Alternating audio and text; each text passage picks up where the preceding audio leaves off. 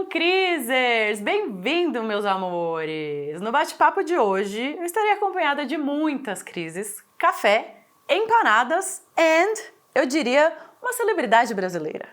Em número de seguidores, eu acho que é um dos maiores que já veio por aqui, não sei. Sejam muito bem-vindos ao Café com Crise. Meu nome é Gabi Cavalcante, sou criadora de conteúdo e cantora. A ideia aqui é refletir e rir. Então peguem o cafezinho de vocês e vem comigo. Ele é leonino, tem 29 anos, mas com a quantidade de coisas que esse cara tem no currículo, tranquilamente eu falaria que ele tem uns 50, gente. Ele é apresentador, youtuber, empreendedor, um baita comunicador. Já foi produtor, já trabalhou no Pânico na Band e já até participou de reality shows. Lucas Selfie! Tudo bom? Muito bem-vindo, cara! Valeu, fiquei muito feliz com o convite, porque é tudo que eu gosto. Gosto de café, amo ter uma crise, gosto de empanadas, gosto de selfie, gosto de falar de audiovisual. Olá, é isso, vamos falar disso, vamos falar de crise, vamos falar de empanada, vamos falar de café, porque é o quê? A idade adulta, ela chega, a vida adulta chega e é só regada de café, né, que a gente consegue sobreviver e é isso aí, vamos levando. Cara, obrigado por ter vindo, por ter topado mesmo. Já vou falar o obrigado pro Henrique por ter feito essa ponte. Valeu, Henrique! Boa, ele veio aqui, ele falou, não, assiste lá, eu fui ver um corte dele de relacionamento e tal. Ele ficou tenso. Aí ele falou, meu amigo, vocês são terapia. Eu falei, não, tô precisando. Mas o dele foi mais sessão de terapia. Foi mais.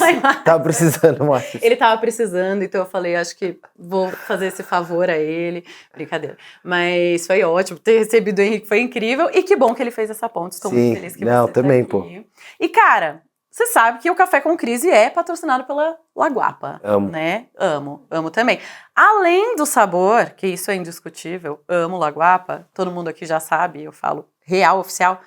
A agilidade é um dos pontos que eu mais amo. Assim, eu abro o aplicativo e, ó, em 1 segundo tá aqui. Nossa. Quer ver? Delicinha. Então, bora. Quer empanada? Vai. Então vai. Tem um código?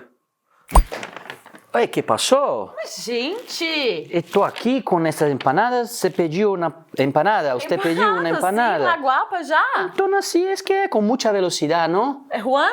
Sí, esto soy Juan? yo. Gracias. De nada, Gracias. guapa, que son empanada y usted también, ¿no? Ah, gracias. Un tanto. Entonces nos vemos más tarde. Tchauzinho. Gracias, bye. Eu sou ótima, né? Você viu? Ótima. Hasta luego. Hasta luego, isso. Ótimo nos outros idiomas. Chegou Só melhora, hein? Mapa, só melhora.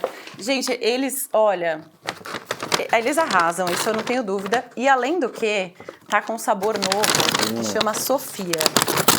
Cara, Sofia. É assim, maravilhoso. Vou deixar aqui na mesa pra gente ir comendo nesse papo, tá? Deixarei aqui e tem presente pra você. Opa, gosto sim. Eu não sei se eu te chamo de Lucas, se eu te chamo de Selfie. Chama de... Do que você quiser. Se quiser, você tá me dando comida, tá me dando café. Você de pode mais chamar nada, do que você né? quiser. Tipo, é isso. É muito difícil se comportar com um podcast que tem comida assim, que eu fico, tá, vou pegar mais uma, mas agora eu tenho uma frase importante pra falar. Não, E agora... eu te ajudo. Tinha uma que o cara... Eu fui uma vez num podcast, o cara falou mó sério com amendoim, juro. Eu tentava fazer uma frase de efeito. Só que eu tava com muita fome. Eu falei, não, para de comer agora. Calma, para de comer, né? Então, ó, presentinho pra você. Obrigado. Tem um monte de coisa gostosa aí. Cara, tem pimenta laguapa, tem um molhinho de chimichurri. Tem, olha, eles arrasam de verdade. Então, aproveite, porque... Entendeu? Vou deixar o meu Presentinho aqui. Laguapa. Já deixa Bora levar. Lá. O cara que trabalha, né, com, Aqui, com o audiovisual, não preciso nem explicar. Ele já colocou no lugar certo. Maravilhoso. Vamos lá, gente, vamos lá. Vamos do começo primeiro para dar uma introdução pra galera. Vai que tem um ser humano aí que não te conhece. Você sempre soube que você queria trampar com audiovisual? Como começou, assim, a sua carreira, né, lá atrás? Cara, sempre soube, assim, tipo, acho que, né, quando você é muito criança, assim, você tem alguns sonhos meio clichês, assim, jogar futebol, veterinário, não sei o que e tal, só que eu sempre fui muito criado por TV, assim, minha mãe, ela trabalhava com loja desde sempre, tipo, eu ficava na escola, e aí quando eu ficava muito com a minha avó, com o vizinho e tal, às vezes eu via muito TV, então, TV aberta, né, hoje tem a coisa muito mais da classificação indicativa, do YouTube pra criança e tal, mas eu sempre fui muito criado por TV, então, cara, de passa, repassa, Domingo Legal, a novela, tudo. E eu sempre... Pra mim era muito normal, assim. Eu tava até tendo essa conversa esses dias que eu não sei essa geração mais nova se vai ter esse apego que a gente tem em algumas pessoas, tipo, pô, o Silvio Santos é uma pessoa da minha família.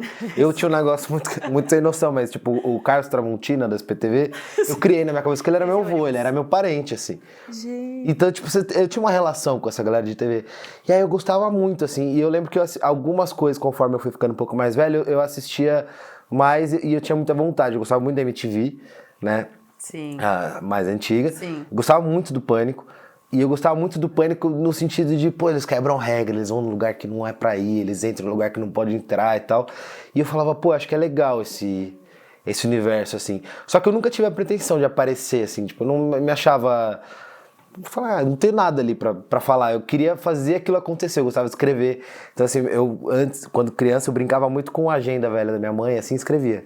Escrevia roteiro, escrevia programa, escrevia novela, escrevia filme, escrevia Mentira, você um monte de coisa. já pensando nesse viés, tipo, do audiovisual, escrevendo não só, sei lá, poesia, não era essa a sua vibe, você Não. roteirizava coisas. Mas ainda não era numa pegada, assim, de vou trabalhar com isso. Era uma diversão, assim, eu vi uma coisa na TV, eu falei, pô, e se eu mudasse isso aqui? Tipo, sei lá, eu vi uma coisa numa emissora, mas e se fosse com essa pessoa? Então eu já fazia essas brincadeiras, assim.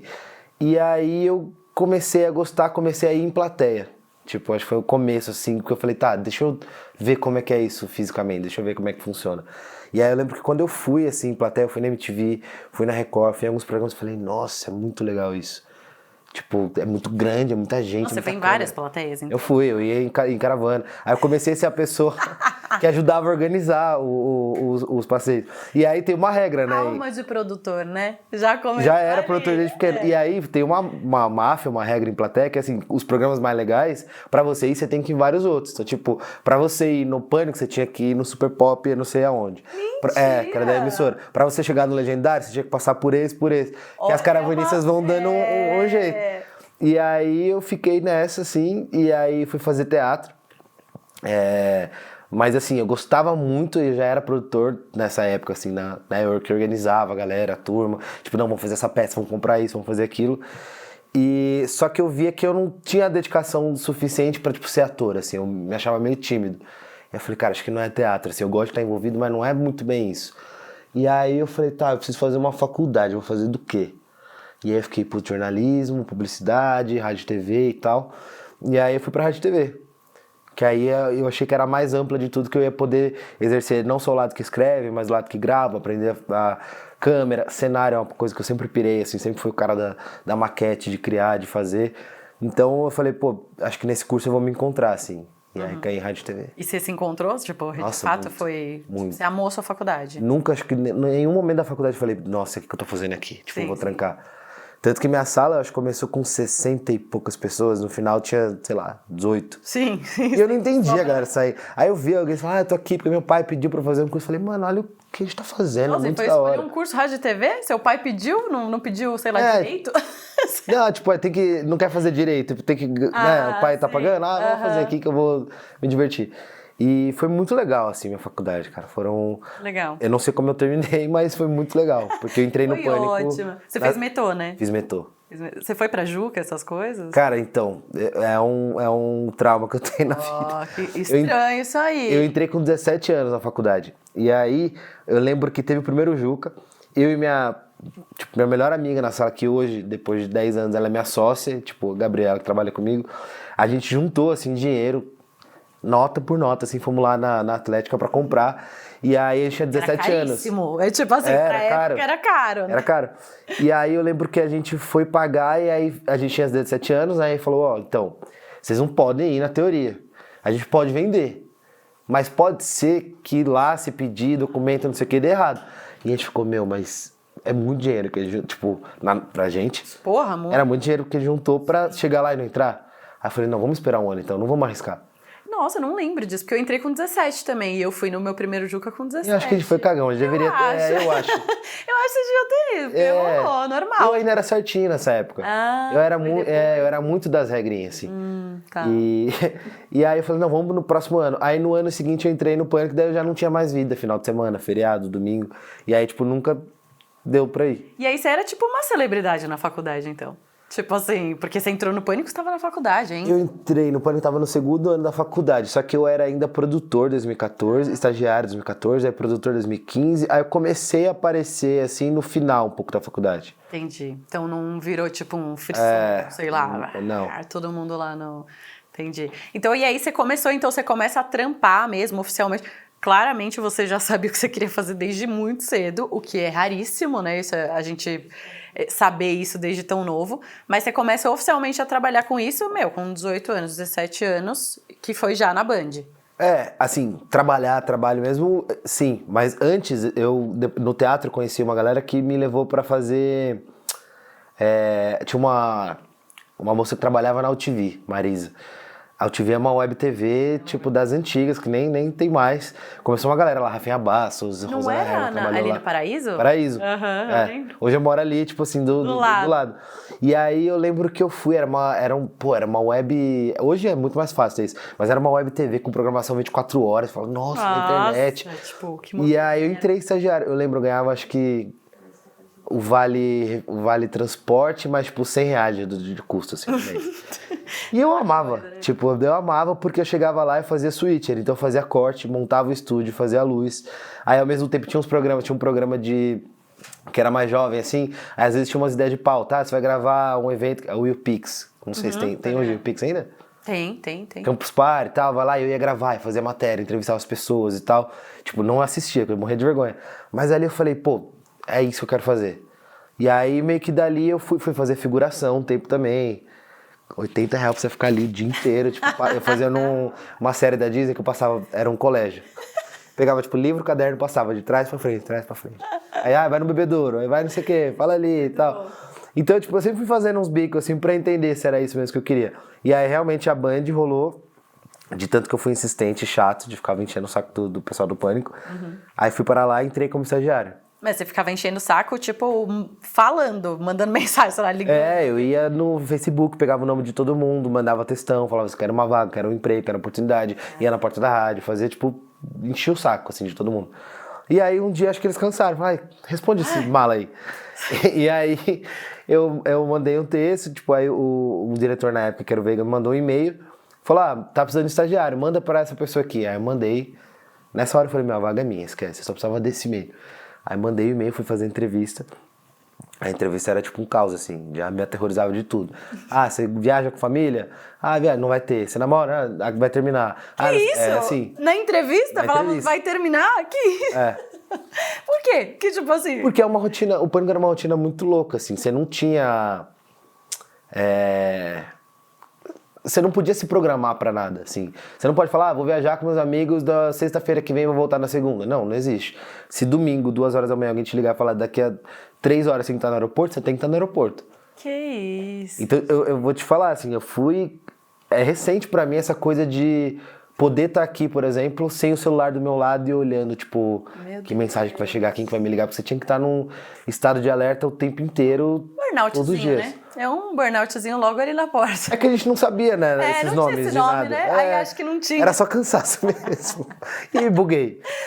Surtei, eu não sei o que aconteceu. Não tô conseguindo acordar, abrir o meu olho e sair da minha cama. Tipo, acho que é burnout. Agora eu entendi. Mas era muito legal, cara. Tipo, é um mundo muito paralelo, assim. Não, e cara, muito numa fase que você tá muito na pegada de aprender, de querer ver, de entender. Eu acho que o universo da TV tem uma magia, né, que a gente passa uma vida vendo aquilo de um lado e aí quando você vê de dentro, você fala, cara, que da hora, então é isso que funciona, é assim. Nossa, eu percebo que várias coisas eu achava que era bem mais profissional, que era bem mais pensado e organizado, e é nada, é mó bando de gambiarra, sabe? Que você vai fazendo e fica lá, bonito. Lindo. E ainda mais lá, que era tipo assim, era meio que, tinha um lema, tinha alguns lemas, assim.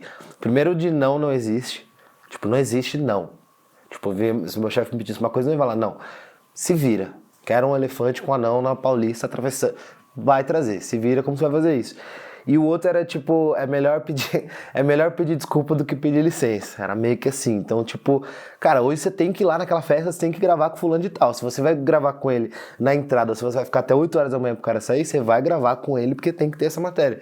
Então, acho que me ensinou muito a improvisar, a me virar nos 30, a negociação. Então, assim, quando você é produtor do Pânico, um dia você tá na porta do Baile da Anfar, que é um evento de gala, falando com gente, tipo, você nunca, né, sei lá, você vê Naomi Campbell passando na sua frente, Sim. você fala com a Gisele Bündchen, no outro dia você tá no morro gravando baile funk com o MC Bin Laden. E, tipo, isso é em coisa de menos de 12 horas. Então, você ia, assim, é muito louco. Então, acho que isso me ajudou também a saber entrar e sair de todos os lugares e me adaptar às situações. Então, é o que eu tava te falando do self-service hoje, meu programa. Numa hora eu tô entrevistando o Manuel Gomes, fazendo ele cantar com o Michael Jackson cover. E no outro eu tô falando sobre o aniversário da Lei Maria da Penha com uma antropóloga, uma delegada e uma psicanalista, assim. Então, minha cabeça foi, acho que tendo um pouco essa, sabe? Versatilidade. Então, cara, foi uma escola, assim, pra mim. Que foda, cara. Poxa, eu acho muito legal. Apesar de, não sei, né, o quão é isso, eu não sei o quão sustentável a longo prazo é, tipo, esteja aqui 2h30 da manhã, mas, meu, pra uma criança, praticamente, um adolescente que tá ali aprendendo e entendendo sobre esse meio audiovisual, deve ter sido uma baita escola, tipo, muito legal. Sim. Eu confesso que, assim, eu não era uma mega consumidora do Pânico na época que tava na Band. Na Rede TV eu assisti muito, porque, cara, foi, sei lá, eu não sei, acho que toda a minha geração assistiu quando estreou. Você é um pouquinho mais novo que eu não sei se... Quantos anos você tinha quando estreou? Porque eu acho que estreou em 2003. 2003, eu tinha 9,4, com 6, 9. É, muito nenes. Mas eu comecei a ver 2005, por aí. Eu tinha 13 quando estreou. Então, tipo, já é uma cabeça mais maliciosa, sei lá, né? Já tem essa coisa mais adolescente. Então, eu lembro muito. É isso, você chegava na escola no outro dia pra... Segunda-feira você não tinha assunto se você não tivesse visto. Se você não tivesse visto, exatamente.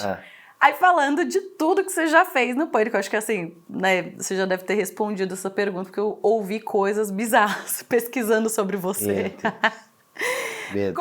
Top 5, assim, piores coisas que você já fez no Pânico. Pode ter sido tanto bastidores que você teve que fazer pra dar certo alguma matéria, alguma coisa, ou que você passou na frente das câmeras mesmo. 5. É. Cara, eu tenho uma tatuagem do acende de câmera nas minhas costas até hoje, que às vezes quando eu vou pra praia, quando eu tô, tipo, em piscina, alguém me pergunta, eu falo... Aí eu lembro que tem. Não, mas o que é? A tatuagem é o quê? É o rosto dele, e aí... Um amigo meu inaugurou um estúdio de tatuagem, uma vez ele falou, vamos melhorar? Eu falei, vamos. Só falei, vai. E ele me fez um corpo de Mickey, maior que a cabeça do cara ainda. Então eu tenho, tipo, isso aqui. Mentira! Mentira! Por favor, depois vai ter que mandar uma foto pra você entrar nele. Pode mostrar? Pode, por favor. Vou pegar Vamos aqui. ver como a gente vai fazer. Meu Deus! É isso. Então, assim, isso aqui foi de um desafio que eu perdi, fiz a tatuagem. Teve uma que foi muito louca também, que eu fazia o bate-regaça, que era com youtubers. E aí a gente fez eu fui enterrado com 40 sapos.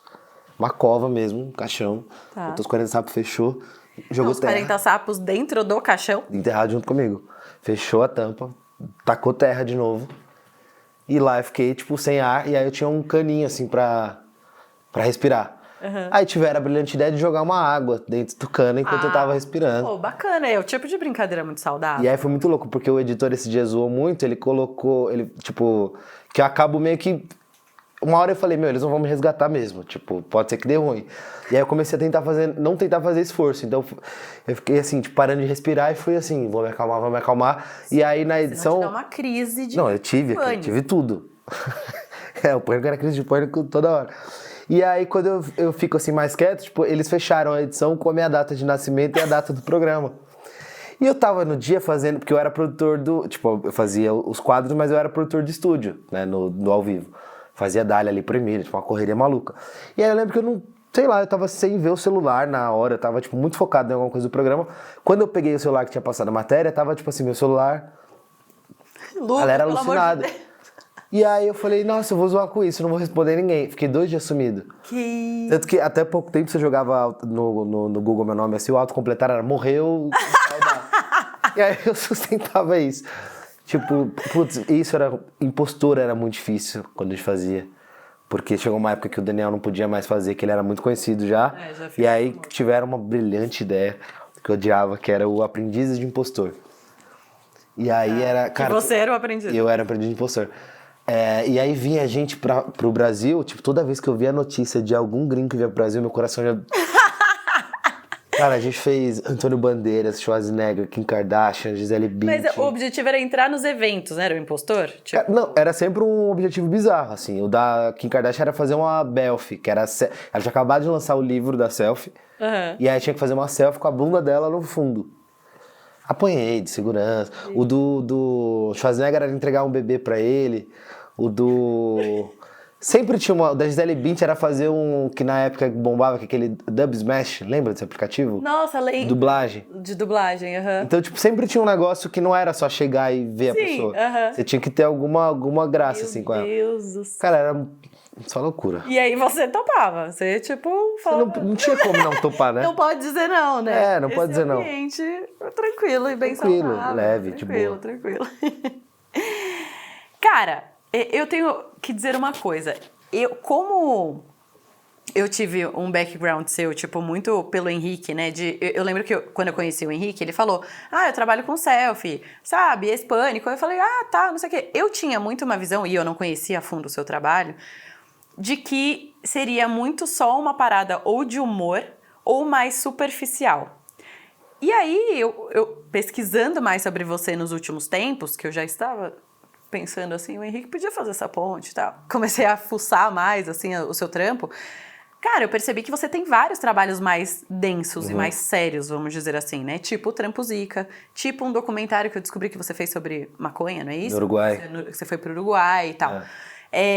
Como que surgiu essa ideia, principalmente do Trampo Zica, assim? Porque eu acho, animal essa ideia. Ela surgiu já na MTV ou não, primeiro no YouTube? Não, é assim, quando eu falei lá daquele começo que eu via muito TV e tal, e aí, né, quando eu falo, tipo, que eu era muito fã do Pânico e tal, o que me chamava a atenção no Pânico nunca foi o fato do humor, ou da imitação, ou da graça, os paniquetes e tal, era essa coisa mais transgressão, assim, de ousar. E ao mesmo tempo, eu sempre fui uma pessoa que gostei, e na faculdade isso ficou um pouco mais evidente pra mim, que eu gostava muito de documentário.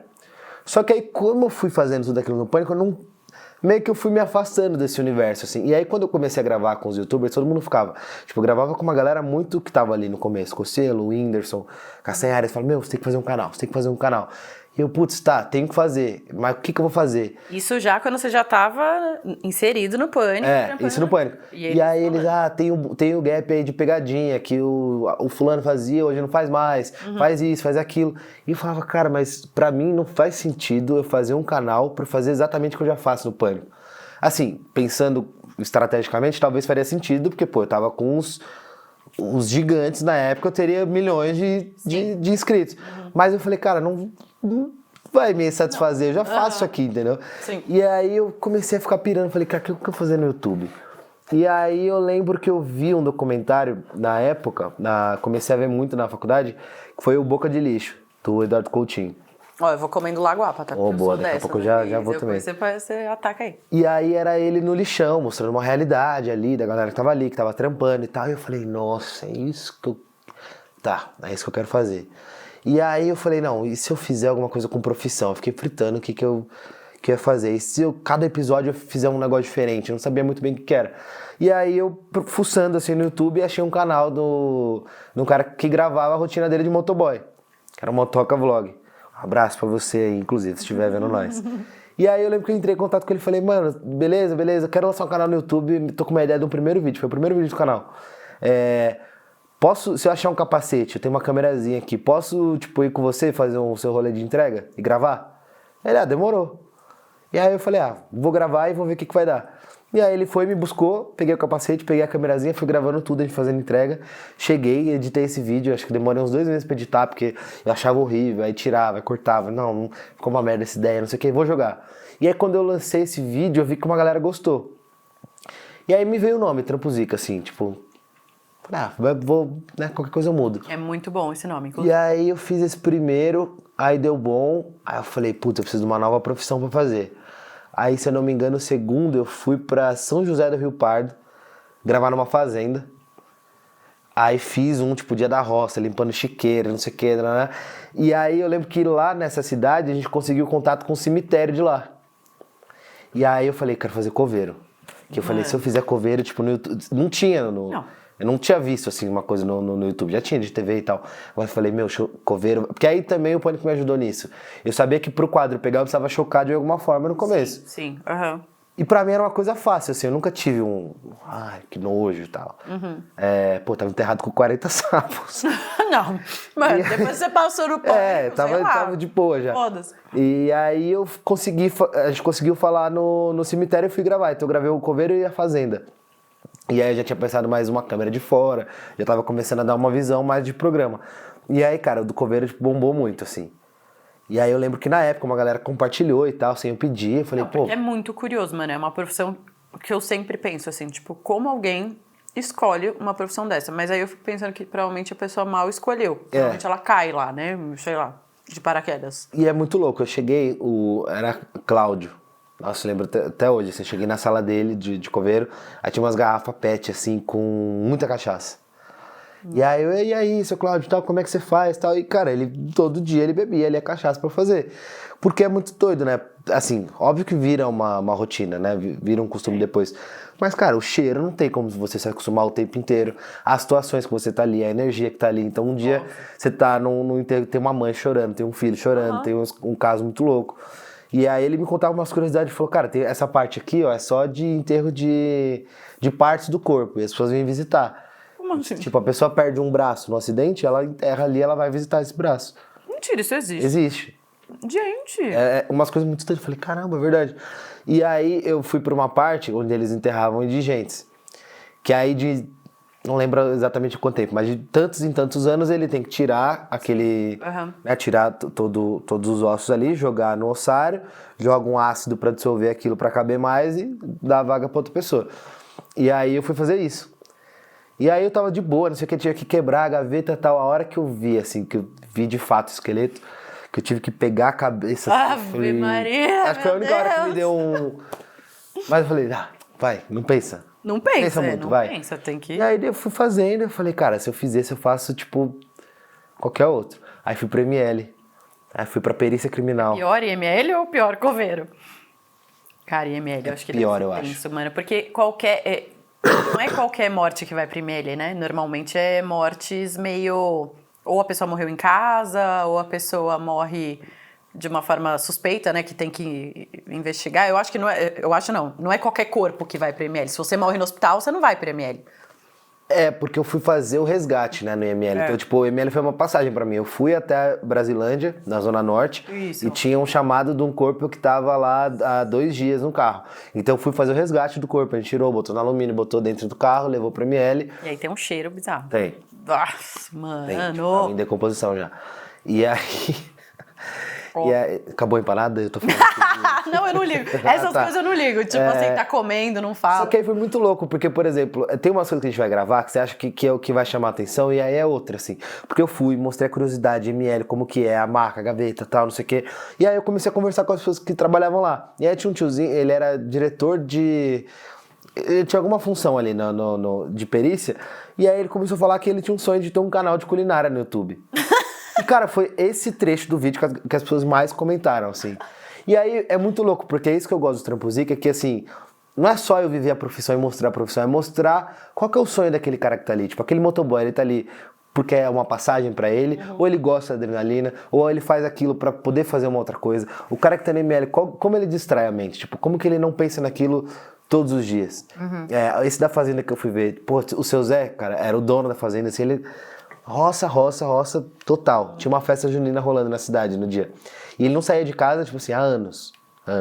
Ele vive ali naquilo. E eu lembro quando eu cheguei, ele foi meio assim... que vocês na cidade, vocês só são número. Aqui é... Tipo, meio que tinha um conflito, assim, de coisa celular e tal. E aí eu fui ganhando ele tanto ali no papo, que chegou no final e falou, você vai nessa festa junina aí, né? Eu falei, você vai comigo, seu Zé? Eu vou nada. Aí tô lá na festa junina, o que foi? Mentira! Não, né? A família dele falou assim, mentira, ele não saía de casa e tal. Eu falei, sério, foi muito legal, assim. Então eu comecei a conhecer muitas histórias. E aí, quando o Pânico acabou, eu fiquei mais uns 2 anos na Band, fazendo um monte de programa, assim, diferente, cada hora tava em um. E aí, quando acabou ali meu contrato com a Band, eu falei, cara, eu vou chamar a MTV, que é um outro lugar que eu gostaria de trabalhar. Aí eu fui atrás. Você que foi atrás. Mano, você é muito correria, velho. Eu que fechei e falei, ó, é o seguinte, tenho essa ideia, levei acho que 3 ou 4 ideias. Aí eu lembro que o Trampo Zica foi a primeira descartada, assim, tipo, essa aqui acho que não tem muito a ver. Tem essa. Falei, beleza. Aí foi passando um tempo, nada acontecia e tal, aí, tipo, minha intuição sempre me ajudou muito, assim, nisso. E aí passou um tempo e a MTV não respondia, tava já, beleza, vamos ver o que vai acontecer. Aí, não sei porquê, do nada me veio na cabeça, assim, e se eu postar uma fileira de TBT ali sobre o Trampo Zica? Tipo, que eu quero gravar um novo, eu quero saber o que as pessoas querem que eu grave, vou postar. Postei os 3. Aí nisso que eu postei os 3, deu, sei lá, um dia, me ligou lá uma pessoa da MTV e falou assim, então, fulano de tal viu seu vídeo e a gente quer reconsiderar o Trampo Zica. Como seria uma temporada, não sei o que, vamos conversar. Falei, vamos conversar. Aí fui pra lá, falei, precisamos de 12 episódios pra estrear, tipo, era um mês. Tipo assim, em um mês eu tinha que ter metade da temporada gravada e 4 episódios prontos. Tipo, não tinha nada. Aí eu falei, você consegue? Eu falei, consigo, não sabia nem por onde eu começava. Aí eles, não, a gente tem produtora aqui pra indicar. Eu falei, não, tem a minha. Não tinha nem CNPJ aberto ainda. Você falou que você tinha uma produtora. Eu falei, eu tenho produtora, eu tenho... Assim, você consegue? Consigo. Não sabia nem o que eu tinha que fazer pra conseguir. Você nem como tira isso aqui. Não, eu só pensava, tipo assim, eu não vou conseguir vender caro agora. É o projeto da minha vida. Eu não vou perder mais 20% pra produtora. Tipo, eu quero montar o meu time que eu vou fazer um negócio que eu goste. E aí eu fui atrás de tudo, assim. Em uma semana eu já tinha levantado, tipo, tudo. E aí a gente começou a pensar nos episódios, aí a gente fez coletor de lixo, a gente foi num grupo só de mulheres, bombeiro, que era um que eu já queria fazer. A gente fez um monte, assim. E aí na MTV a gente fez essa temporada e foi loucura, porque, cara, a gente tinha uma verba reduzida pra fazer um programa pra ontem, e eu também, ao mesmo tempo, era uma coisa muito nova pra mim, tipo, era o meu programa e eu queria fazer tudo, e me atropelei um pouco, porque eu queria ser... Queria não, né? Fui o diretor, produtor executivo, o apresentador, e ainda palpitava no roteiro e acompanhava a edição. Não, mano. Então, tipo assim, Por que você fez isso? Teve por falta de verba e por... Queria também fazer tudo. Falei, eu quero aprender como é que é isso. E aí eu lembro que, cara, o de dublê que eu peguei fogo, assim, pulei de carro em movimento, peguei fogo. Foi uma loucura. De verdade? De verdade. Ah, meu Deus. 18 segundos pegando fogo. E aí eu lembro que eu, tipo, terminei de pegar fogo, tomei banho, limpei, aí eu tinha que recolher a nota do almoço do motorista pra colocar na planilha e... Tipo, minha cabeça não parava, assim. Acho que o Trampo Zica foi tipo um pânico em 2 meses, assim. Meu Deus. Mas fui muito feliz fazendo, assim. E a MTV foi muito foda, assim, comigo, porque eles acreditaram no projeto, me deram liberdade pra tudo. Assim, foi muito doido também aprender umas coisas que no Pânico não tinha muito de analisar take a take, isso aqui vai ser editado assim, isso aqui vai falar assim. Não, faz a piada, faz isso, faz aquilo, edita, vai. Na MTV era assim, quando eu mandava um episódio da edição, vinha milimetricamente, frame tal, tira esse respiro, essa piada, isso aqui não, isso aqui ainda não. Eu falava, nossa, mas que chatice. E aí depois quando eu via no final, eu falei, não, tem todo sentido. Então eu aprendi demais, assim, sou muito grato por... E passa até hoje, porque foi com a Paramount. Então uma hora tá no Comedy, outra hora tá na MTV, outra hora tá em vários canais. E eu vou entrando no assunto, eu vou... Não, mas é isso, um monte de água. é isso mesmo. Mas o Trampo Zica, ele ainda existe? Ele ainda continua como um projeto no seu YouTube? Tá em hiato? Não está? Então, Como é que tá? mesmo na MTV ele ia pro meu canal no YouTube. Aí quando fechou essa temporada, eu fiquei um tempo sem fazer, até porque eu tinha feito 12 episódios, então, tipo, falei, tá, que profissão ainda que falta, que vai ser legal de fazer. E aí eu fiz ano passado, eu fiz mais 2 episódios novos pro YouTube. Um foi, tipo assim, que era um que eu queria desde o começo e que, tipo... É que é muito filho, assim, eu não consigo ter um preferido, mas eu acho que esse era no meu top 3, assim, que eu tenho muito orgulho, que foi num presídio feminino. E aí, assim, eu achei a fotografia dele legal, achei os personagens muito bons, achei o conteúdo legal, achei tudo muito foda desse. Acho que é um que eu olho e falo assim, isso aqui é muito mais próximo da ideia que eu sempre tive. E aí, assim, a gente passei um dia no presídio, acompanhando o lado das agentes, das presas, conhecendo um monte de história, por que elas estavam ali, né, o que tinha levado elas ali, qual era a expectativa de vida, como era a relação com a família, descobrir uma maternidade que tem ali dentro, então como elas lidavam com isso. E é muito doido, assim, óbvio que, né, cada um tem suas escolhas e faz o que acha que tem que ser feito, mas 90% dos casos tinha relacionamento abusivo envolvido que levou a tal atitude, a tal coisa. Então foi muito doido, assim, eu saí muito aéreo, assim, porque eu passei o dia inteiro. fui pra cozinha, ajudei a servir, fui lá, comi, almocei com elas e tal. Foi muito legal de conhecer. Uhum. E aí fiz um no Instituto Luiza Mel também. Ah, sim. Como, tipo, mostrar resgate, feira de adoção e tal. E, cara, é um projeto que é muito louco, porque eu nunca teve um patrocínio, Trampo Zica. Então, todos os episódios que eu fiz foi independente. Então, ou era com o meu salário do Pânico que eu juntava e fazia, ou era agora com o dinheiro que eu tinha. Falei, não, vou lá no presídio. Que foi o episódio mais caro. Então, eu levei a equipe toda pra Vitória, câmera, áudio, hotel, hospedagem, tudo. Sim, sim. Mas, tipo assim, é uma coisa que, pô, gostaria muito que fosse vendido, mas se não for, eu faço por realização, é porque eu falo, puta, isso aqui. Se um dia me perguntarem, assim, tenho muito orgulho de tudo que eu fiz no Pânico, Fazenda, tudo, mas se um dia falarem, qual trampo você mostraria e falar assim, é isso que você faz? Não, mas eu acho irado. Eu acho muito legal. Foda. A ideia é muito boa, acho o nome muito bom, eu acho toda a narrativa, cara, eu acho bom. Eu acho que é isso. Tem uns que você vai pra uma coisa mais cômica, vamos dizer assim, e outros você entremergulha numa parada bem densa e, enfim, profunda, né? As camadas daquela questão. Isso é muito doido, porque assim, essa coisa mais profunda e das camadas é uma coisa que eu sempre quis. Só que quando a gente foi pra MTV, também tinha um alinhamento do que a MTV queria com o que eu queria. E vende, né? Porque a MTV tava nessa nova MTV tava muito no, já não é mais nova, né? Nova é que a gente que é mais velho. Pra gente, a MTV era, né, a outra. E aí, assim, era muito a pegada do reality, de férias com ex, ou as coisas que passavam. Então, tinha que ter convidado, tinha que ser umas pautas mais humoradas. Então, eu lembro que eu fui fazer um que tinha uma pegada mais séria, tinha que cortar algumas coisas. Então, era um pouco mais sobre, será que o Lucas vai conseguir, o convidado vai conseguir fazer tal coisa, do que qual é a história dessa pessoa. Tá. E assim, não era muito o que eu queria, mas depois eu gostei do resultado. Só que ali, naquele momento também, eu senti uma dificuldade que eu fui resolver na Fazenda, que é muito louca, que era, eu tinha dificuldade de ser o personagem. Como assim, dificuldade de ser o personagem? Eu, quando eu tava ali pra fazer a profissão que seja, eu tava preocupado com a câmera, com a história de entrevistar, de não sei o quê. Então, eu não era muita pessoa que, agora a gente precisa fazer eu sofrendo, agora eu tenho que ser... Eu tava meio que atento a tudo que tava acontecendo. E aí, quando também era o produtor, o diretor, eu não sei o que, é impossível. E aí, quando veio a convidada a fazer, eu falei, cara, eu acho que vai ser um bom jeito de eu aprender a ser o... Porque no Pânico eu também tinha isso. Tipo, eu não me divertia em muita coisa, assim, porque eu tava sempre ligado na câmera, nisso que vai acontecer e tal. Sim. E aí eu falei, eu preciso ir pra um lugar onde... Quando eu vi o convite, eu falei, eu preciso ir pra um lugar onde eu não tenho controle de nada.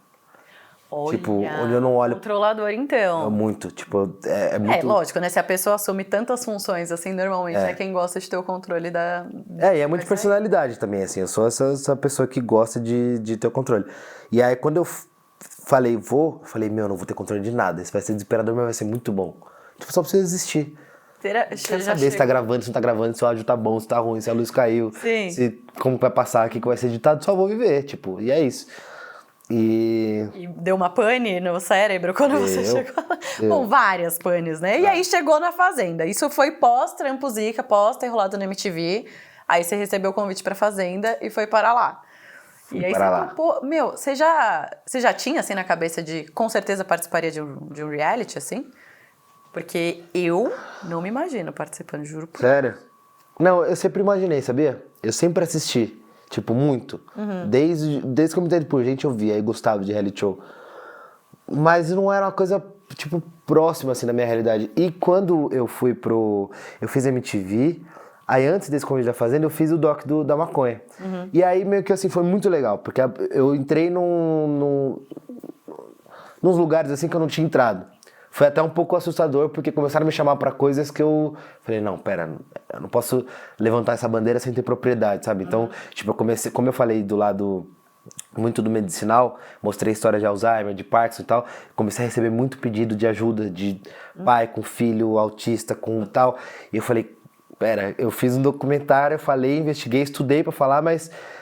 eu não posso também agora falar um negócio que eu não sei, só que ao mesmo tempo eu ficava mal de não conseguir ajudar e aí foi me assustando. Só que ali eu falei, putz, é documentário que eu vou fazer. E aí quando veio o convite da Fazenda, tipo, eu falei, pô, agora que eu pro documentário ver se... Agora que eu ia entrar nesse ramo mais sério. Só que aí eu falei, não, deixa eu bagunçar de novo. Eu posso fazer o documentário depois. Esse convite veio assim, num ano que o Big Brother foi um estouro e pandemia. Então assim, eu tava fazendo muito conteúdo de festa, de viagem e tal, e coisa que tava travando. Eu tava sem fazer nada. Porque tava pandemia. E eu tava autônomo, não tava em nenhuma emissora, então eu falei, pô, é um cachê legal pra entrar, pode dar bom. Ganhar eu sei que eu não vou, mas eu posso causar. Ganhar eu sei que eu não vou, você já sabia que você não ia ganhar. Mas por que você acha que você sabe? Cara, porque pra ganhar reality show, primeiro, você tem que conseguir estabelecer uma conexão emocional muito grande com quem tá assistindo. Se você é muito racional, é difícil das pessoas se identificarem com você. Pode crer. Você tem que ter primeiro, você tem que ter um carisma muito forte, você tem que saber chorar muito bem, você tem que ser engraçado. Você tem que ter uma coisa que você bate o olho e fala, essa pessoa, ela tá sentindo isso. E quando você é um pouco racional, quando você vai um pouco pra ironia, as pessoas assistem, elas falam, ainda mais tipo TV aberta, assim, você... Putz, eu não sei se ele tá me enganando, eu não sei se ele tá falando sério, eu não sei se ele tá... E eu sou essa pessoa, assim. E eu acho que, assim, dava pra eu ter entrado com uma coisa de, não, vou fazer pra ganhar, vou aqui. Mas eu pensava muito no... Eu fui muito racional, assim, na minha ida, que eu pensava, cara, ele tá em 20. 19 vão brigar por 1 milhão. Eu vou brigar por um contrato. Tipo, entre morrer na praia e dar um all-in aqui pra ganhar, eu prefiro jogar com o programa e ficar aqui.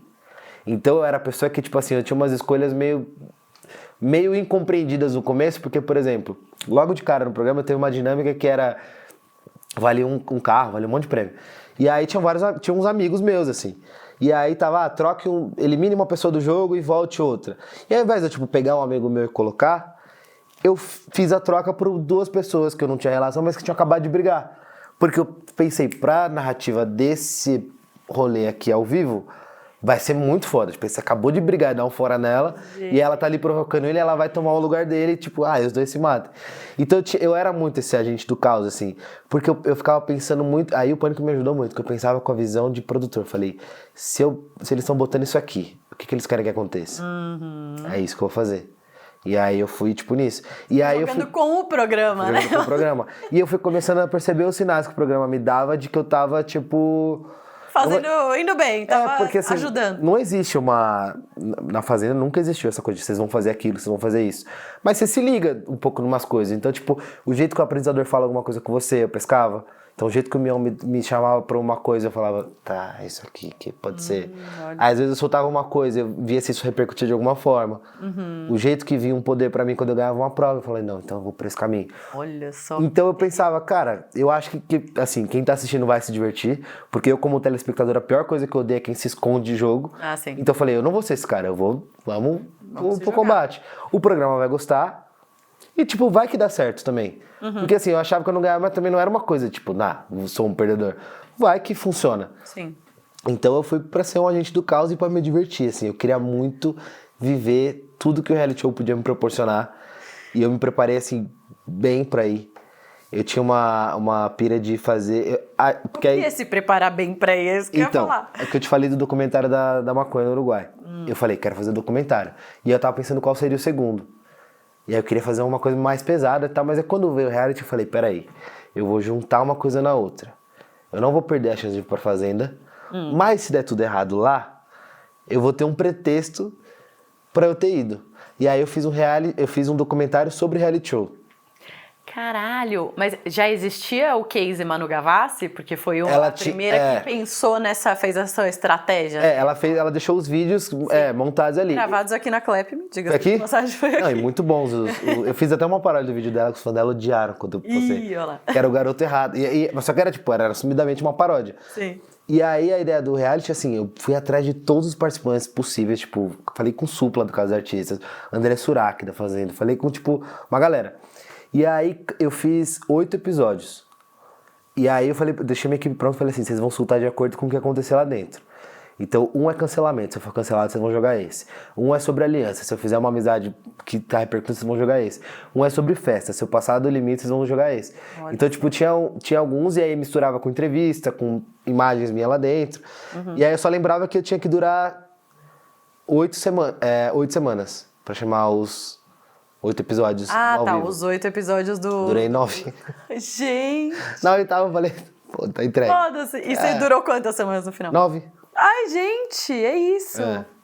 Na nona eu me joguei um pouco. Falei, Gente, eu tô um pouco chocada, porque você realiza tudo que você pensa. Será que é tudo, né? Não dá pra saber. Não, mas...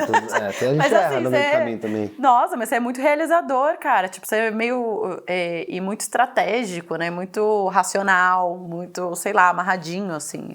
E foi muito legal isso, de ser essa pessoa dentro da Fazenda, porque eu até falei isso lá nos meus momentos finais, assim, de que eu acho que é o que você falou no começo. As pessoas, quando me viram entrando lá e não me acompanhavam no YouTube, tinham essa expectativa de, o cara vai fazer piada, vai fazer graça, vai cabelo colorido, olha lá, o cara deu soco.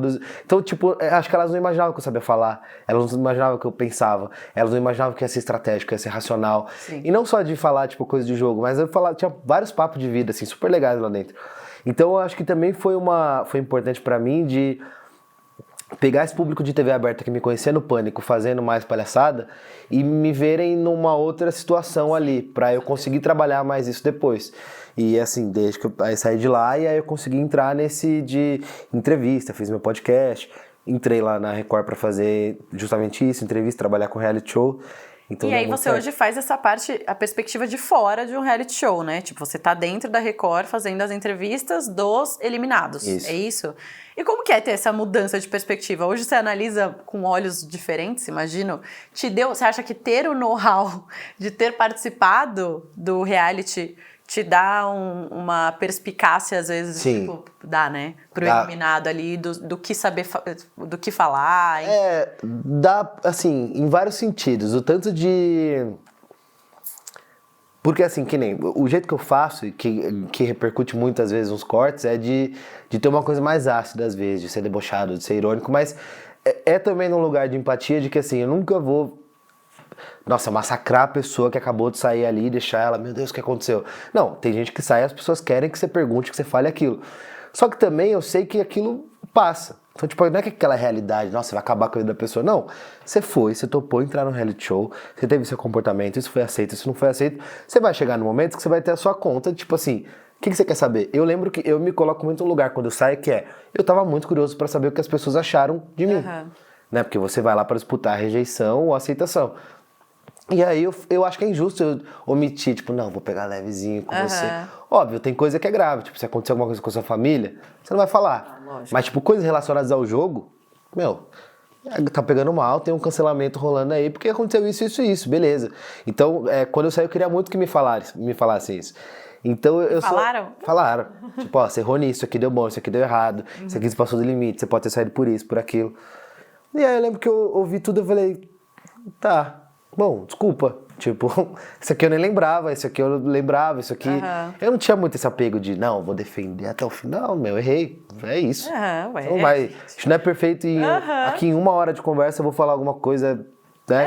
Imagina 3 meses. Imagina, gente, ainda uma mais câmera na tua cara. Uma câmera na tua cara, 3 meses, numa condição, mano, completamente insalubre. Com gente louca. Gente louca. Você já não tá regulando bem as ideias. Ninguém tá muito bem. Tá disputando dinheiro. Não. Você passa uns perrengues doidos, passa frio, é muita loucura. É muita loucura. E aí, assim, eu acho que é muito bom, porque eu sei quando o cara ele quer saber, eu sei quando o cara quer mentir, eu sei quando a pessoa tá tentando me enganar de alguma forma, eu sei também acolher ali, então tem muito eu tenho muitas conversas também quando acaba ali a cabine.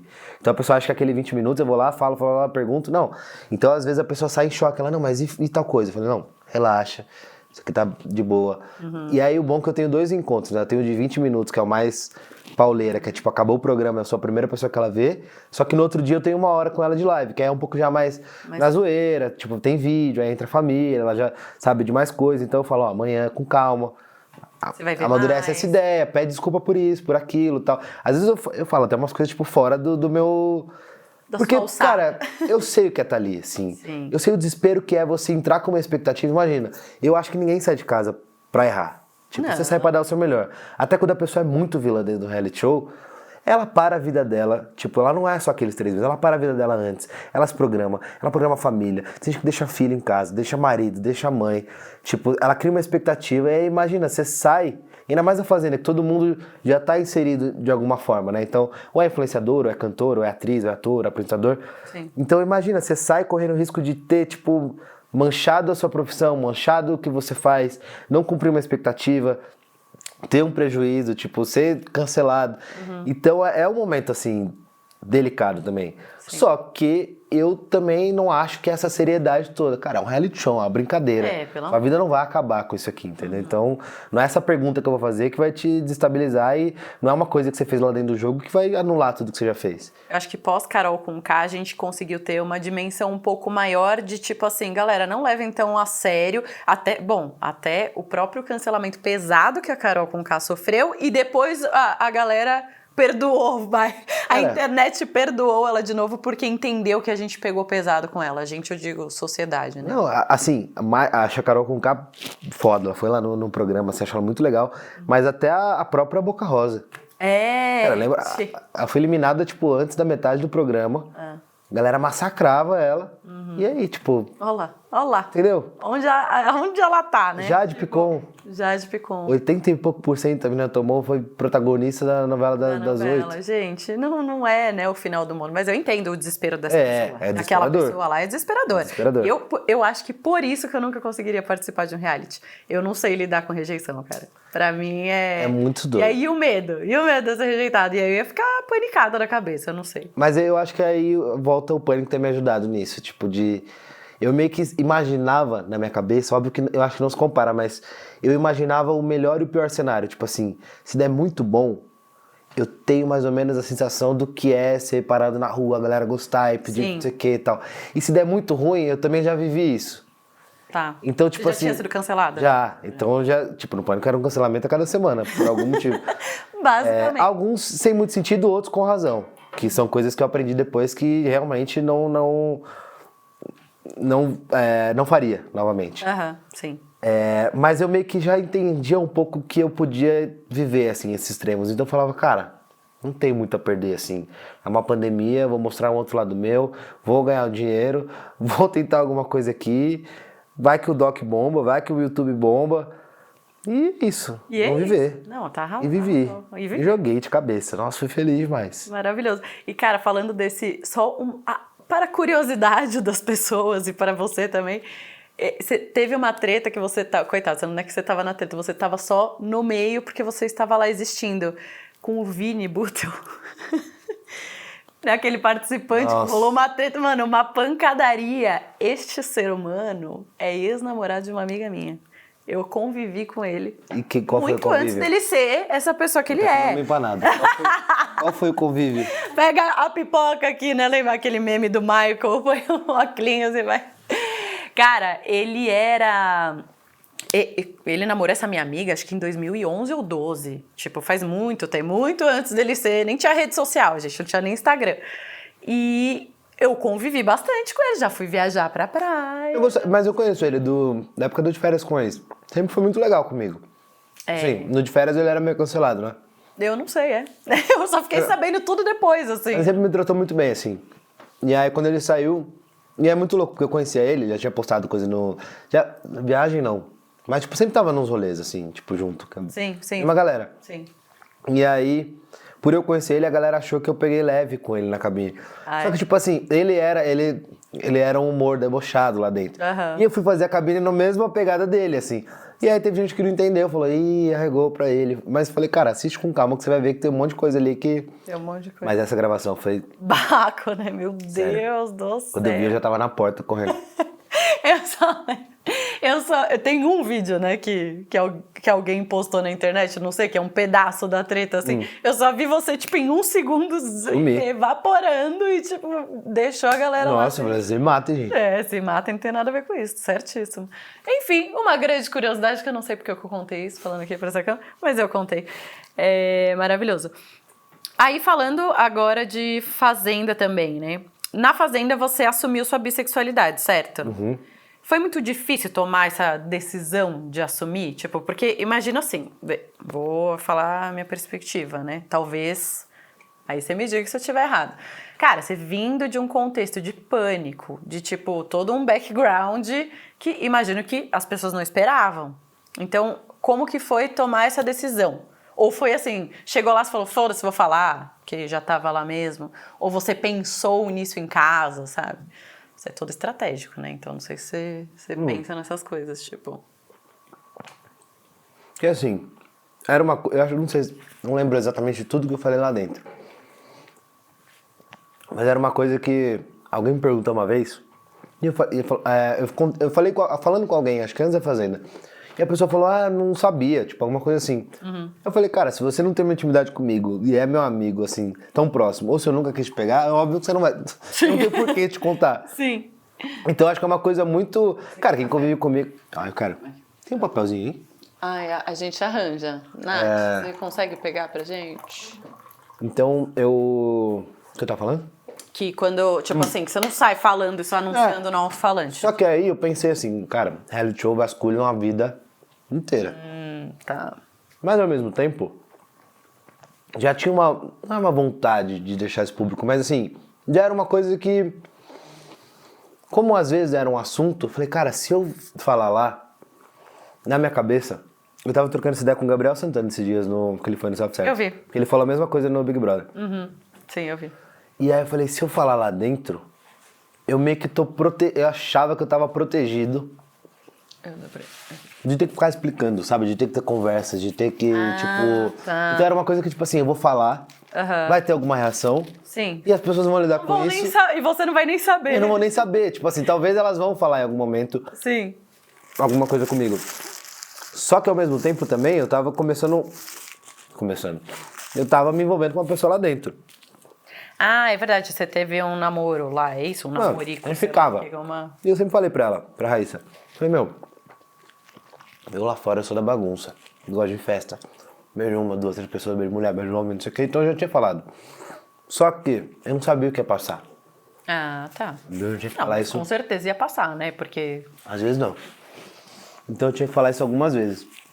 Ah, você teve que falar algumas vezes pra eles resolverem de fato passar. Não, porque às vezes você tá assistindo o Play Plus, mas tá passando outra coisa. Você tá assistindo o Pay-Per-View, tá passando outra situação. Porque que eu me lembre, o Gabriel, ele falou isso logo que ele entrou, né? Ele falou tipo assim, galera, eu gosto de meninas e meninas. Sei lá, não lembro como foi a frase dele, mas tipo, ele fez uma declaraçãozinha, não foi o seu caso. Então você meio contou.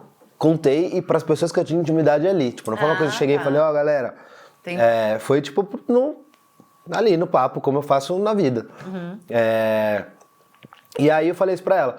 E eu falei, cara, por eu estar nesse relacionamento, pode ser que, e inclusive aconteceu isso, as pessoas falem, mas não, como assim? Se aqui fora ele já pegou o cara, tá? Eu falei, não, vou falar lá dentro, vou deixar claro pra ela.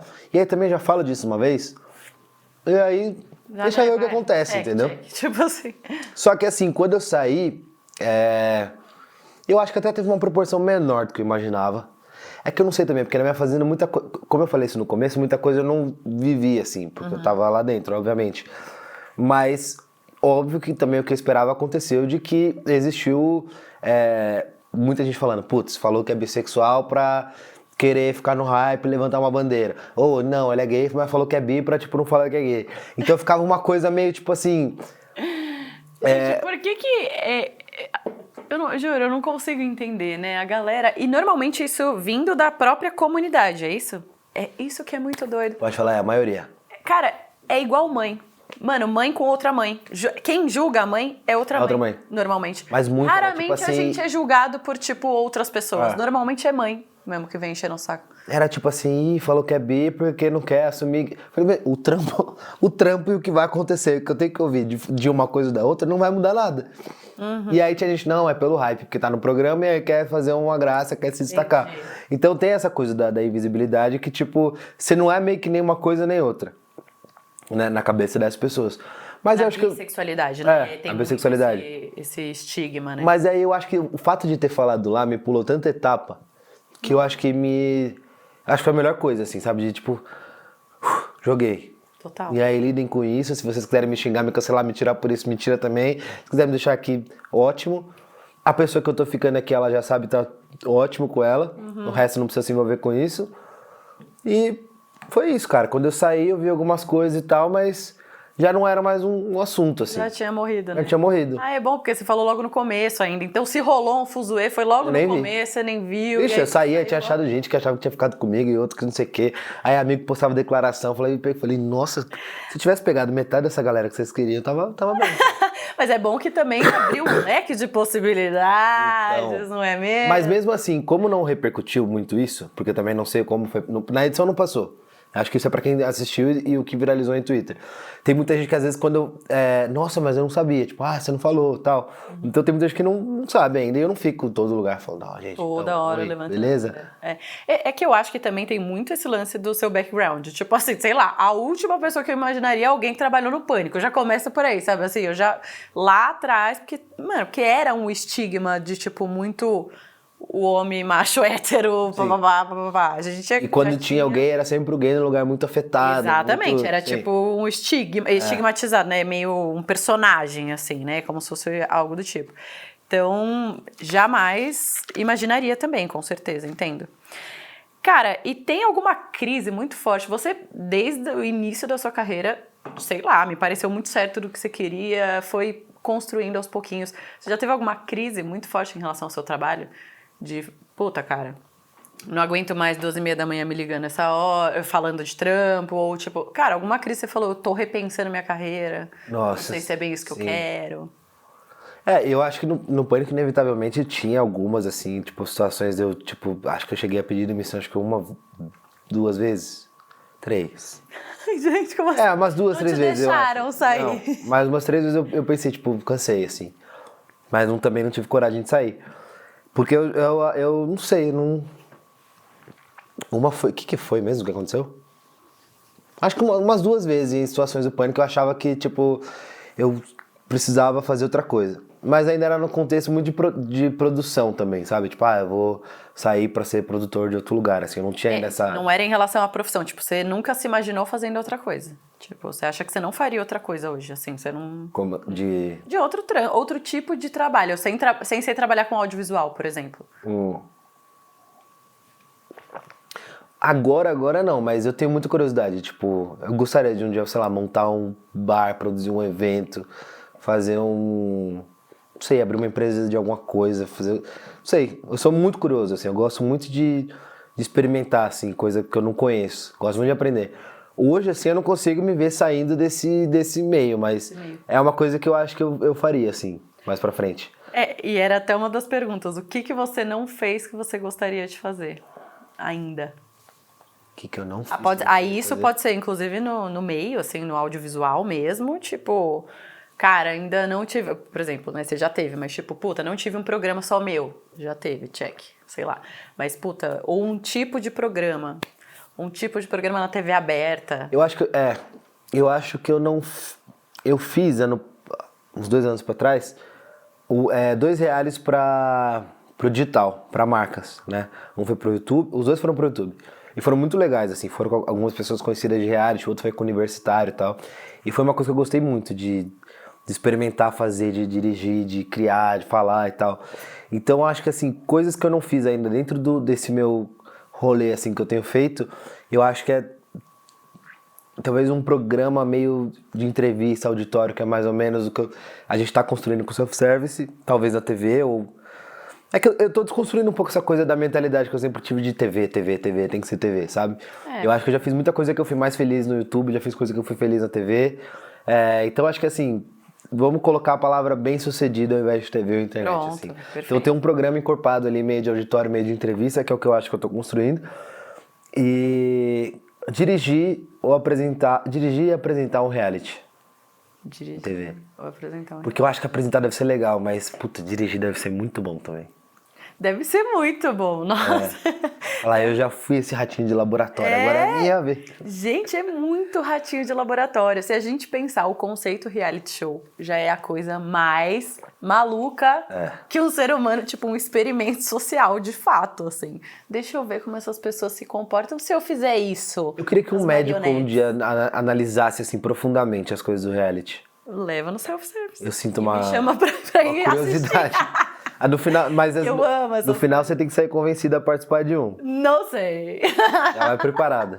Será? Então a gente faz essa mesa redonda e aí é o cara me convencendo que não, aqui ó, vai ser ótimo pra você, porque você vai lidar com a sua rejeição, com a sua não sei o que. Eu, não sei. Mas por que você acha que você seria rejeitada? Cara, eu não acho que... Então, eu não tenho certeza que eu seria rejeitada. O problema é e se eu for rejeitada? Eu não consigo me imaginar lidando com rejeição. Assim, hoje, o principal pilar da minha terapia é achar que eu vou ser rejeitada. Já foi muito ajeitado. Aqui, sessão terapia. Sessão terapia, já fui bastante. É um histórico bem de jovenzinha, assim, desde de lá de trás. Então hoje eu tenho esses pânicos, tipo, em todos os âmbitos da minha vida. Relação amorosa, trabalho, tudo isso. Então, assim, imagine pra rede nacional lá ser rejeitado. Cara, é que eu não sei, tipo, também como explicar isso, mas é legal também. É legal? Cara, deve ser muito difícil você sair, tipo, amado, idolatrado, tendo que ser... Imagina, tipo assim, deve ser difícil pra cacete você ser uma Juliette. Pô, você tem que ser perfeita, você não pode arrotar alto, você não pode olhar torto pra ninguém, você tem que estar sempre muito bem posicionada e tudo mais. Deve ser sufocante, você não pode parecer bêbado, subindo em cima de uma mesa, fazendo... Sim, é legal também, tem gente que tem um ranço, acho que cria uma casca, assim, legal. Sim. Óbvio, nas suas devidas proporções também. Sim. Mas... eu não sei, eu acho que o jeito que eu saí da Fazenda, assim, que tinha muita gente que gostava de mim, mas tinha uma galera que que eu também fui assim, né? Mas no meu final tinha uns rancinhos, assim, mas foi legal, foi bom pra mim, assim, foi muito importante, eu acho. Sim. Então me deu mais segurança de algumas coisas, tipo... Não, eu acho que no final você deve sair fortalecido de alguma forma. Tipo, assim, a não ser, sei lá, uma Carol Conká da vida que, mano, deve ter passado por um baque muito tenso ali logo em seguida, pra depois voltar e ressurgir das cinzas, e que bom que ela conseguiu fazer isso, mas, no geral, eu acho que de fato você deve sair fortalecido e deve ser um boom na autoestima. Tipo, é meio um... Cara, eu acho que eu envelheci, sem brincadeira, uns 5 anos em 2 meses. Porque é muito doido, eu fico, às vezes até o Instagram, quando vai aquele botãozinho que ele te relembra, os stories antigos de 1 ano, 2 anos, 3 anos, e aí eu fico vendo minhas coisas, até o material que eu deixei pré-fazendo. E aí eu fico vendo, tipo, meus vídeos, minhas coisas, minhas entrevistas, e eu falo, cara, parece que eu, tipo, entrei num portal assim e saí... Primeiro, tipo, já a barba, por exemplo, que é um negócio que eu nunca tinha usado, comecei a usar lá dentro. Sim.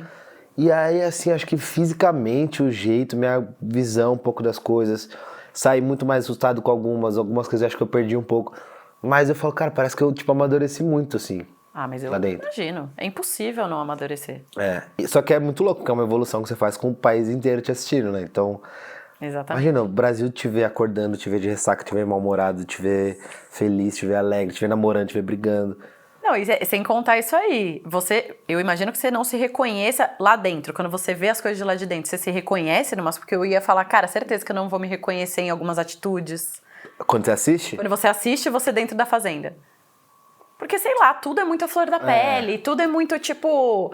E aí você deve olhar e falar, gente, por que eu tô chorando por causa disso? Por que eu tô, assim, maluca por causa do voto? Meu Deus, sabe? Eu lembro que quando eu saí, me mostraram alguma coisa em algum programa, não sei se foi do Faro lá que eu fiz depois. Algum programa mostraram um negócio que eu lembro que fica aquele wipezinho assim, e eu tampava o rosto. Eu falava assim, meu Deus do céu. Vergonha alheia de mim mesmo. Eu tomei 3 punições em 3 vezes e meio. 2 delas fui pra fazer xixi fora do lugar. Louco você fez festa. Louco de festa. E a gente tinha várias discussões na casa. Meu, quem que foi a pessoa? Vamos pegar ela, que não sei quem. Era eu. Era você? Um era eu, outro... E você metia o louco? Não falava que era... Eu não lembrava, tipo assim, de tão louco que eu ficava. Não lembrava. Uma eu lembrava, a outra não. Deus. E aí, tipo, uma briga que eu tive também, muito pesada lá. E eu falei, nossa... O seu ano foi o ano da Jojo, né? Foi. Com ela, inclusive, essa briga. Eu nunca tinha quebrado nada, assim, na minha vida. E aí é muito louco, porque a gente tava na cachaça, você não pode... Tipo, você não pode brigar, e aí...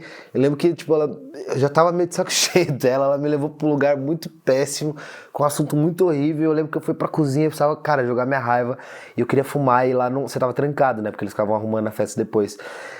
E, tipo, você não tem como soltar essa raiva. E aí eu lembro que eu vi uns vasos, assim, tipo desse. Cara, eu quebrei acho que uns 3, 4, e eu xingava tanto ela, mas aquilo foi tão...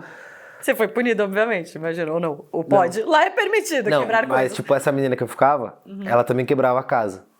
Ela quebrou uma porta, quebrou um hábito, assim. E aí, nesse dia, ela tinha quebrado o banheiro inteiro de dia e eu quebrei a sala à noite. Aí eles mandaram um aviso no outro dia, falaram assim, atenção, a partir de agora, quando vocês quebrarem itens da casa, terão punições graves com possibilidade de expulsão, alguma coisa assim. Aí a gente deu uma... Mas foi muito louco, porque num dia a gente quebrou a casa toda. Entendeu? Ah, legal, mano. É um ambiente leve. Tranquilo. Né? Tranquilo, enfim. Mas, quando eu assisti esse vídeo, eu fiquei assustado. Não, eu imagino, porque assim, e você nunca tinha feito isso na sua vida, não. Tipo isso? Cara, mas eu tenho um lance que aí eu defendo, tá vendo? A maternidade me trouxe esse... É muito louco, porque quando a gente vira mãe, a gente tem é obrigado a...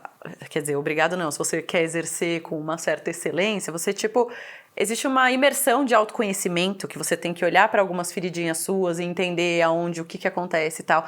Por exemplo, controle emocional. Como eu vou ensinar o meu filho se eu não tenho? Tipo assim, se eu pego e fico irritada, eu quebro um vaso, por exemplo, né? Se eu pego... Cara, adulto vive fazendo birra. Se a gente parar pra pensar, batendo porta, bate o pé, cruza o braço. E aí eu falo pro meu filho, não faz birra. Gente, é aprender a controlar as emoções, né? Só que a gente não foi ensinado, cara. E aí dá ruim. E é muito louco, porque eu falei, não, eu preciso assistir. Tem muita gente que participa que não assiste. Não assiste. E eu falo, cara, tipo, olha a experiência que eu tive a oportunidade de viver. Eu não vou assistir pra me ver. Vai ser dolorido, mas... Porra, eu posso me ver agindo em coisas que eu falo... E aí eu tentei ver uma vez, não consegui, tipo, acompanhar tudo, porque eu ainda tava meio envolvido com as pessoas ali de dentro, assim. Uhum. E aí eu vi uma pessoa falando mal de mim há 3 meses atrás, eu falei, olha que falso, e tipo, era meu amigo aqui fora. Ou eu falando da pessoa e falando, nossa, como eu fui traíra. Eu falei, daqui a pouco com desapego eu vejo. Aí quando eu fechei pra fazer a entrevista do ano seguinte, eu falei, não, vou ver tudo até eu sair. Aí eu vi lá os 70 e poucos episódios. Só que aí eu já vi como um telespectador. Aí eu comecei a me divertir, assim, vendo. Aí algumas coisas eu falei, eita, Lucas, vacilou aí, hein? Uhum. Ah, isso aqui você mandou bem. Porra, isso aqui você mandou muito bem. Eu acho que na minha visão eu mais acertei do que errei, mas eu tive uns erros que eu falei, nossa, tava na tua cara isso aqui, você... Mas os erros de não perceber coisa ou de fazer coisa? Porque não perceber eu acho normal. Mano, assim, não é um erro de perceber. Porque o meu medo também é um lance de, cara, e se eu perceber que, sei lá, eu tenho desvio de caráter.